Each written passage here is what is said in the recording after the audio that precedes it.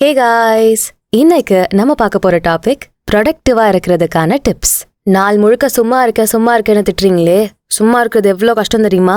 உண்மைதான், ரொம்ப கஷ்டம்தான். சரி, வேலை பார்க்கலான்னு நாமளும் முழு எஃபர்ட் போடுறோம். ஆனா நாள் முழுக்க வேலை பார்த்தாலும் எதையுமே உருப்படியா பண்ணாத ஃபீலாவே இருக்கே. இதுக்கெல்லாம் என்ன காரணம்னா, இதை முடிக்கணும் அதை முடிக்கணும்னு நம்ம மைண்ட்ல நினைச்சு வச்சிருப்போம். ஆனா அதுல ஏதாவது மிஸ் ஆகிரும். ஏன் இது மிஸ் ஆகுது? ஏன் நம்மளால ப்ரொடக்டிவா இருக்க முடியல? கவனம் இருக்கிறது இல்ல. ரொம்ப சின்ன சின்ன விஷயங்களை நம்ம மிஸ் பண்ணிக்கிட்டு இருக்கோம். இதெல்லாம் கவனிக்கணுமாடான்னு நினைக்கிற சில முக்கியமான ப்ரொடக்டிவிட்டி பூஸ்ட் பண்ற விஷயங்களை இந்த பதிவுல சொல்லியிருக்கேன். சோ ஸ்கிப் பண்ணாம முழுசா பாருங்க. நம்ம ஆடியன்ஸ்க்கு யூஸ்ஃபுல்லா இருக்கக்கூடிய ப்ரமோஷனல் கான்டென்ட்ஸ் பண்ணணும்னா கீழே டிஸ்கிரிப்ஷன்ல இருக்க இன்ஸ்டாகிராம் லிங்க் இல்ல இமெயில் ஐடியை கிளிக் பண்ணி எங்களை கான்டாக்ட் பண்ணுங்க.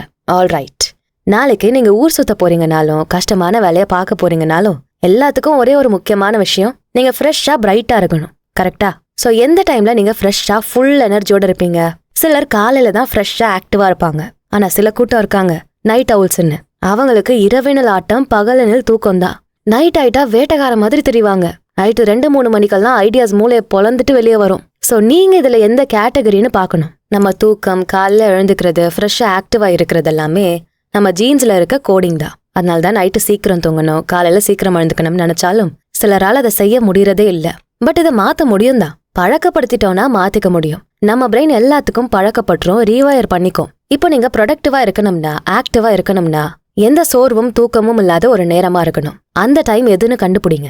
காலையில சீக்கிரம் எழுந்துக்கணும், வேலை பார்க்கணும்னு ரொம்ப ஃபோர்ஸ் பண்ணி எழுந்து எரிச்சலோட உட்கார்ந்தீங்கன்னா உங்களால அந்த டைம்ல ப்ரொடக்டிவா இருக்க முடியாது. அன்னைக்கு நாள் முழுக்க வேஸ்ட் ஆயிரும். சோ நீங்க ஃபோர்ஸ் பண்ணி எதுவும் பண்ண வேண்டாம். போதுமான அளவு தூங்கிட்டு எப்போ போதுண்டா தூங்குனதுன்னு உங்களுக்கே தோணுதோ அப்போ நீங்க எழுந்துக்கிறது நல்லது. நல்ல தூக்கம் இருந்தாதான் ஞாபக சக்தி அதிகமாகும், கவனம் அதிகமாகும், மொத்தமா ஆரோக்கியமே அதிகமாகும். அதனால தூக்கம் நல்லா இருக்க மாதிரி பாத்துக்கங்க. நீங்க ஃப்ரெஷ்ஷா ஆக்டிவா எந்த நேரத்துல இருக்கீங்கன்னு நோட் பண்ணுங்க. கண்டிப்பா ஒரு நேரம் அதுக்கு இருக்கும். அதுதான் உங்களோட பீக் டைம். அந்த டைம்ல தான் உங்க வேலையை ஸ்கெடியூல் பண்ணணும், வேலையும் பார்க்கணும். அதுக்கு நைட்டு விடிய முழிச்சிருக்கிறத சரின்னு நான் சொல்ல வரல. நைட்டு சீக்கிரம் தூங்கி காலையில சீக்கிரம் எழுந்துக்கிற ஹேபிட்டை கொண்டு வரது ரொம்பவே நல்லது. சோ இதை ஹேபிட் ஆக்கிக்க பாருங்க. டெய்லி நைட்டு 3 மணிக்கு தூங்குற நீங்க ஒரே நாள்ல காலைல 4 மணிக்கு எழுந்துக்கணும்னா ரொம்ப கஷ்டம்தான். சோ கொஞ்சம் கொஞ்சமா பிராக்டிஸ் பண்ணி ஒரு 15 மினிட்ஸ் அலிரா எழுந்துருங்க. அடுத்து 30 மினிட்ஸ், இப்படி கொஞ்சம் கொஞ்சமா பிராக்டிஸ் பண்ணி காலையில எழுந்துக்கிறத ஹேபிட்டா கொண்டு வாங்க.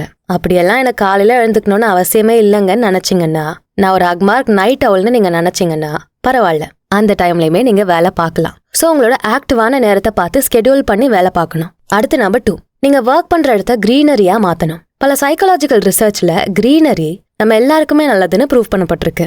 அவுட்டோர் பிளான்ஸ் இல்லைனா கூட இன்டோர் பிளான்ஸ் ஆச்சும் இப்ப நிறைய ஆஃபீஸ்ல வச்சிருக்காங்க.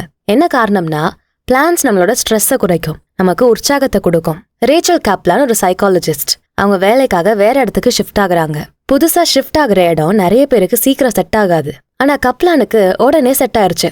ரொம்ப பிடிச்சிருந்தது. 17 வருஷமா வேலை செஞ்ச அந்த பழைய ஆஃபீஸ் அவங்களுக்கு பிடிச்சிருக்குன்னு நினைச்ச அந்த ஆஃபீஸை விட இப்ப வேலை பார்க்குற இடம் ரொம்ப பிடிச்சிருக்கு. முக்கிய காரணம் மரங்கள், பச்சை பசேல்னு இருக்க இடங்கள் தான். அவங்க ஒர்க் ஸ்டேஷனுக்கு வெளியே ஜன்னல் வியூல மரங்களும் அந்த மரத்துல நிக்கிற பறவைகள், அணில்கள் எல்லாமே வித்தியாசமா இருந்தது. எப்படி கிரீன் ஸ்பேஸ் இப்படி ஒரு தாக்கத்தை ஏற்படுத்திருக்குன்னு அவங்க ஹஸ்பண்டும் சேர்ந்து ஆராய்ச்சி பண்றாங்க. எப்படி இந்த பச்சை நிறம், மரங்கள் இதெல்லாம் மனுஷங்களோட மென்டல் ஹெல்த்ல ஒரு தாக்கத்தை ஏற்படுத்துதுன்னு பாக்குறாங்க. பார்க்கு, கார்டன், காடுகள் அப்படின்னு நடந்து போறது மட்டும் இல்ல, சாதாரணமா ஜன்னல் வழியா இயற்கையை பாக்குறதே அவங்களோட மன ஆரோக்கியத்தை அதிகப்படுத்துமா. வேலை பார்க்குற இடத்துல இயற்கையை ரசிச்சுக்கிட்டே வேலை பார்க்குற மக்கள் தான் அதிகமா என்ஜாய் பண்ணி திருப்தியான வாழ்க்கை வாழறதாவும் ரிசல்ட்ல வந்திருக்கு. ஒரு ஸ்டடியில 40 மினிட்ஸ் டாஸ்க் ஒன்று கொடுக்குறாங்க. ஃபர்ஸ்ட் ஒரு குரூப்பை இந்த டாஸ்கை பண்ண வைக்கிறாங்க. அவங்க எப்படி பண்றாங்கன்னு கவனிக்கிறாங்க. அப்புறம் ஒரு 40 மினிட்ஸ் ஃப்ரீ டைம் கொடுக்குறாங்க. வாக்கிங் போயிட்டு மரம் செடிகளை ரசிச்சுட்டு ரிலாக்ஸ் ஆகிட்டு வர சொல்றாங்க. இதெல்லாம் முடிச்சுட்டு வந்து திரும்ப அந்த டாஸ்கை பண்ணப்போ அவங்களோட பெர்ஃபார்மன்ஸ் அதிகமாகிருக்கு. அது கூடவே கோவப்படல, எரிச்சல் படல, ரிலாக்ஸ்டா இருக்காங்க. பாசிட்டிவ் எமோஷன்ஸை மட்டும் வெளிப்படுத்துறாங்க. இப்படி நிறைய ஸ்டடிஸ் இருக்கு. இயற்கையான கிரீனரி விஷயங்களை ஜஸ்ட் நினைச்சாலோ கற்பனை பண்ணாலோ கூட நம்ம மூடு பூஸ்டப் ஆகுமா. சோ கிரீனரிக்கு செம்ம பவர் இருக்கு. சோ நீங்க வேலை பார்க்குற இடத்துல கிரீன் நிறைய இருக்க மாதிரி பாத்துக்கோங்க. இன்டோர் பிளான்ஸ் வைங்க, நேச்சரான போட்டோஸ் வைக்கலாம். பிளஸ் வேலை பார்க்கறதுக்கு முன்னாடி உங்க மைண்டை ரிலாக்ஸ் பண்ணிக்க வாக்கிங் போயிட்டு பச்சை பசேல்னு இருக்க இடங்கள்ல ரசிச்சுட்டு வாங்க. அடுத்து நம்பர் 3, பிரேக் வேணும். ஒரேடியா உட்காந்து வேலை பார்க்க கூடாது. ரெஸ்டிங் டைம் கொடுத்துக்கணும். நம்ம பிரெயினால ஒரு விஷயத்துல 40 நிமிஷத்துக்கு மேல ஃபுல் ஃபோக்கஸை வைக்க முடியாது. அது ரொம்பவே கஷ்டப்பட ஆரம்பிச்சிடும் அதுக்கப்புறம். அதனால தொடர்ந்து 30-40 நிமிஷம் வேலை பார்த்துட்டு ஒரு 5 to 10 minutes பிரேக் எடுங்க. அப்பதான் பிரெயினுக்கு கொஞ்சம் ரெஸ்ட் கிடைக்கும். திரும்ப சார்ஜ் பண்ணி வேலை பார்க்க முடியும். ரொம்ப நேரம் கண்டினியூஸா வேலை பார்க்கறப்ப ஸ்ட்ரெஸ் தான் வரும். 40 minutes தொடர்ந்து வேலை பார்த்தா 5 minutes பிரேக் எடுங்க. அந்த 5 minutes கண்ணை மூடி டீப் பிரீதிங் பண்ணலாம், மெடிடேஷன் பண்ணலாம், கிரீனரியா ரசிக்கலாம், நேச்சரை ரசிக்கலாம். இந்த மாதிரி உங்களை ரிலாக்ஸ்டா ஃபீல் பண்ண வைக்கிற விஷயங்களை செய்யணும். அப்பதான் திரும்ப ஒர்க்குள்ள போறப்போ ஃபுல் இன்ட்ரெஸ்ட் கிடைக்கும், ரிலாக்ஸ்டா ஃபோக்கஸ் பண்ண முடியும். அதனால அப்பப்போ பிரேக் கொடுத்துக்கிறது ரொம்பவே நல்லது. இது உங்க ப்ரொடக்டிவிட்டியை இன்னும் அதிகமாக்கும். அடுத்து நம்பர் 4, ஒரு வேலையில மட்டும் ஃபோக்கஸ் பண்ணணும். நான் மல்டி டாஸ்கிங் பண்ணுவேன், ஒரே நேரத்துல பல வேலைகளை செய்வேன்னு சீன் போடலாம். ஆனா இது கொடுக்குற ரிசல்ட் சரியா இருக்கிறது இல்ல. ஏன்னா ஒரே நேரத்துல நம்ம 2-3 வேலைங்களை பாக்குறப்போ அது எதுலையுமே 100% கொடுக்க முடியாது. ஏதாவது ஒரு சின்ன தப்பாவது வந்துடும். மல்டி டாஸ்கிங் பண்றவங்க தான் இருக்கிறதுலே வேர்ஸ்டா வேலை பாக்குறவங்களாம். பயங்கரமா டிஸ்ட்ராக்ட் ஆவாங்களாம். ஒவ்வொரு டாஸ்கையும் மாத்தி பண்றதால ஏதாவது மிஸ்டேக்ஸை பண்ணிக்கிட்டே இருப்பாங்களா. ஸோ ஒரு வேலையை நீங்க உருப்படியா செஞ்சு முடிக்க ஆசைப்படுறீங்கன்னா ஒரு நேரத்துல ஒரு வேலையை மட்டும் ஃபோக்கஸ் பண்ணுங்க. அப்பதான் உங்க கான்சென்ட்ரேஷன் இம்ப்ரூவ் ஆகும், நீங்க இன்னும் ப்ரொடக்டிவாகவும் ஆக முடியும். வேலை பார்க்குறப்ப மற்ற ஆப்ஸ்ல வர நோட்டிஃபிகேஷன்ஸ் எல்லாம் ஆஃப் பண்ணுங்க. ஏன்னா அது கூட உங்களை டிஸ்ட்ராக்ட் பண்ணி மல்டி டாஸ்கிங் பண்ண வைக்கலாம். ஃபோன் பேசிக்கிட்டே வேலை பார்ப்பீங்க, படம் பார்த்துக்கிட்டே வேலை பார்ப்பீங்க, பாட்டு கேட்டுக்கிட்டே வேலை பார்ப்பீங்க. இங்க வேலை அங்க மெசேஜுக்கு ரிப்ளைன்னு உங்களோட ஃபோக்கஸ் ஒன்னுலயே இருக்காது. ஸோ மல்டி டாஸ்கிங் பண்ணாம ஒரு வேலையில மட்டும் கவனம் செலுத்தணும். அடுத்து number 5, super to do list ஒன்று ரெடி பண்ணுங்க. நீங்க ப்ரொடக்டிவா இருக்கணும்னா முதல்ல என்ன செய்யணும்னு உங்களுக்கு தெரியணும். இதெல்லாம் செய்யணுங்கிற ஒரு பிளான் இருக்கணும். பிளானர் ரெடி பண்ணி இன்னைக்கு இதெல்லாம் பண்ணணும்னு முந்தின நாள் நைட்டே ஸ்கெடியூல் பண்ணுங்க. நாளைக்கு பண்ண வேண்டியதை இன்னைக்கு நைட்டே ஸ்கெடியூல் பண்ணி வச்சிருங்க. இல்ல நைட்ல தான் நீங்க வேலை பாக்குறீங்கன்னா காலையில ரெடி பண்ணிருங்க. தூங்கி எழுந்து ஃப்ரெஷ்ஷா நீங்க போட்ட பிளான் படி வேலையை ஆரம்பிக்கணும். எந்த டு டூ லிஸ்டா இருந்தாலும் தூங்கி எழுந்து ஃப்ரெஷ்ஷா பண்ணணும். நீங்க போடுற டு டூ லிஸ்ட்ல நிறைய கேட்டகரிஸ் வைக்கணும். ஃபர்ஸ்ட் ரொம்ப இம்பார்ட்டன்டான ப்ராஜெக்ட் எடுக்கணும். அது பெருசா இருந்தா அந்த ப்ராஜெக்டை சின்னதா பிரிக்கணும். அந்த சின்ன கேட்டகரிஸை 1 by 1 பிளான் பண்ணி முடிக்கணும். இம்பார்ட்டன்டான வேலைகளை முடிச்சுட்டு அப்புறமா மற்ற வேலைகளை பார்க்கணும். இது கஷ்டம், இதை லாஸ்ட் பண்ணுவோன்னு கஷ்டமானதெல்லாம் லாஸ்ட்ல தான் பண்ண நினைப்போம். ஆனா தூங்கி எழுந்து ஃப்ரெஷ்ஷா வேலையை ஆரம்பிக்கிறப்போ முதல்ல கஷ்டமானதை முடிக்க பாருங்க. உண்மையாவே பெரிய ரிலீஃபை கொடுக்கும். அதுவும் காலையில மைண்டு கிளியரா இருக்கப்போ நம்ம கஷ்டமான வேலைங்களை செய்யும் போது சீக்கிரமா அதை முடிக்கணும். கஷ்டமான டாஸ்க் எல்லாம் முடிச்சுட்டா அப்புறம் ஈஸியான டாஸ்க் எல்லாம் வேகமா பண்ணிடலாம். நீங்க டாஸ்க் லிஸ்ட் போடுறப்பவே எழுதிக்கோங்க, இல்ல சிம்பிள் போட்டுக்கோங்க. இது இம்பார்ட்டன்ட், இது ரொம்ப அர்ஜென்ட், இது கஷ்டம், இது ஈஸின்னு. கலர்ஸ் யூஸ் பண்ணிக்கோங்க. அர்ஜென்ட் எல்லாம் ரெட் கலர், இம்பார்ட்டன்ட் எல்லாம் ஆரஞ்சு, இப்படி ஒவ்வொரு கலர்ஸ்ல எழுதிக்கலாம். அதே மாதிரி எந்த டைம்குள்ள இந்த டாஸ்கை முடிக்கணும்னு நீங்க ஸ்பெசிஃபிக்கா எழுதி வச்சுக்கணும். சரி, பிளான் பண்ணபடியே எல்லாத்தையும் முடிச்சிட்டீங்கன்னு விட்டுடாம நைட்டு உட்காந்து எதெல்லாம் கம்ப்ளீட் பண்ணீங்களோ அதெல்லாத்தையும் ரிவ்யூ பண்ணி பார்த்துட்டு டிக்கு போட்டுட்டு அடுத்த நாளைக்கான டாஸ்க்ஸை பிளான் பண்ணணும். இப்படி பண்றப்போ நம்ம நிறைய டாஸ்கை மிஸ் பண்ணவும் மாட்டோம், டைம்குள்ள முடிக்க ஒரு மோட்டிவேஷனும் வரும். பிளான் பண்ணி டாஸ்கை முடிச்சாலே நம்மளால ரொம்ப ப்ரொடக்டிவா இருக்க முடியும். ஆனா டாஸ்க்கு இடையில பிரேக்கும் எடுத்துக்கணும். அடுத்து நம்பர் 6, பவர் நேப். ஸ்டடீஸ் படி நம்ம எடுத்துக்கிற குட்டி தூக்கம் பயங்கரமா நம்மள வேலை செய்ய வைக்குமா. வேலை பார்த்துக்கிட்டு இருக்கோம், டயர்ட்ல குட்டி தூக்கம் ஒரு 1/2 மணி நேரத்துக்கு தூங்கி எழுந்துக்கிறோம். அப்படி முழிக்கிறப்போ மெமரி செம்மையா வேலை செய்யுமா, வேகமா எல்லாத்தையும் கத்துப்போமா, சீக்கிரம் ப்ராப்ளம்ஸை சால்வ் பண்ணுவோமா, பிபி ஸ்ட்ரெஸ் லெவல் எல்லாமே நார்மல் ஆகுமா. அதனாலேயே சைனா ஜப்பான்லலாம் நிறைய கம்பெனிஸ்ல எம்ப்ளாயீஸை கொஞ்ச நேரம் ஒரு குட்டி தூக்கம் போட அலோவ் பண்ணிருக்காங்க. நம்ம வேலை பார்க்குற இடங்கள்ல இந்த மாதிரி சலுகைகள் இல்லாம இருக்கலாம். வேலை பார்த்துட்டு இருக்கப்ப இடையில தூங்க ஆஃபீஸ் அலோவ் பண்றது சந்தேகம் தான். ஆனா சான்ஸ் கிடைச்சா கண்டிப்பா அதை யூஸ் பண்ணுங்க. இல்ல நீங்க வீட்ல இருந்து வேலை பாக்குறீங்கன்னா, செல்ஃபா பண்றீங்கன்னா இந்த பவர் நாப்பை மிஸ்ஸே பண்ணாதீங்க. பவர் நாப்னா 10 to 30 மினிட்ஸ்குள்ள இருக்கிறது நல்லது. கண்டிப்பா ஒரு 10 நிமிஷம் பிரேக் ஆகுது எல்லாருக்கும் கிடைக்கும் தான். அப்ப இதை யூஸ் பண்ணுங்க. பட் கிடைச்சது போதும்னா அதிக நேரம் 1 மணி நேரம் 2 மணி நேரம்லாம் தூங்குனீங்கன்னா அது நாப் இல்ல, அது ஸ்லீப். மோஸ்டா 30 மினிட்ஸ்குள்ள தான் இந்த தூக்கம் இருக்கணும். அடுத்து நம்பர் 7, இன்ஃபர்மேஷன் சீக்கிங் பிஹேவியரை நிறுத்தணும். வேலை பார்த்துட்டு இருக்கப்ப போன்ல மெசேஜ் வந்தாலோ இல்ல வேற ஏதாவது நடந்தாலோ பட்டுன்னு டிஸ்ட்ராக்ட் ஆயிடுவோம். அது நார்மல் தான். ஆனா டிஸ்ட்ராக்ட் ஆன உடனே போன் எடுத்து மெசேஜ்லயே உட்காந்துடக்கூடாது, அதுதான் தப்பு. ஆனா ஒன்னு யோசிச்சிருக்கீங்களா, அது எப்படி வேலை பார்க்கறப்ப ஏதாவது டிஸ்ட்ராக்ஷன் வந்ததும் நம்ம ட்ராக் மாறி போயிடுறோம், உடனே நம்மளோட மொத்த ட்ராக்கும் மாறிடுது, வேலையில கவனமே இருக்க மாட்டேங்குது.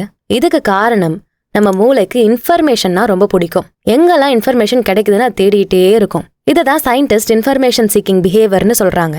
டோபமைன் நியூரான்ஸுக்கு இந்த இன்ஃபர்மேஷன் எல்லாம் பரிசு மாதிரி. நம்ம வேற கான்சென்ட்ரேஷன்ல இருக்கப்போ உடனே போன்ல மெசேஜோ நோட்டிபிகேஷனோ பார்த்து அதை எடுத்து என்ன மெசேஜ் என்ன இன்ஃபர்மேஷன்னு நம்ம படிச்சிட்டோம்னா அங்க ஒரு சாட்டிஸ்ஃபேக்ஷன் வந்துடும். ஏதாவது நடக்கணும், என்ன நடக்குதுன்னு உங்க மூளை தெரிஞ்சுக்கணும். இதை தான் நம்ம அவாய்ட் பண்ணணும். அதுக்காக தான் போன் நோட்டிபிகேஷன்ஸை ஆஃப் பண்ண சொல்றது, இல்ல போனை வேற ரூம்ல வச்சு லாக் பண்ணிடுறது.